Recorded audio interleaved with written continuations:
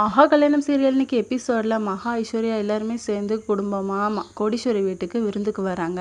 அப்போ கிறிஷை பார்த்த உடனே கோடீஸ்வரி வந்து ஹக் பண்ணிடுறாங்க. சூர்யாவை வந்து கண்டுக்கலை, என்னடா நம்மளை இப்படி கண்டுக்காமல் இருக்காங்களே அப்படின்னு சொல்லி மனசுக்குள்ள நினச்சிட்டு இருக்காங்க.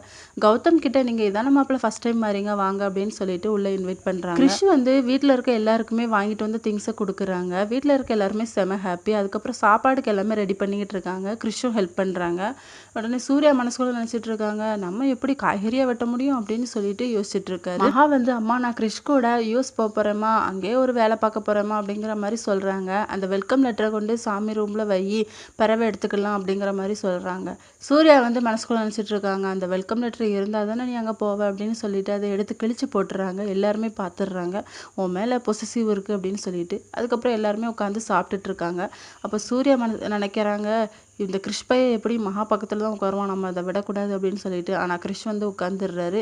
அதுக்கப்புறம் எல்லாரும் சாப்பிட்டு முடிச்ச உடனே மகா வந்து அந்த லெட்டரை போய் பார்க்குறாங்க. அம்மா அந்த லெட்டரை காணும் அப்படிங்கிற மாதிரி சொல்கிறாங்க.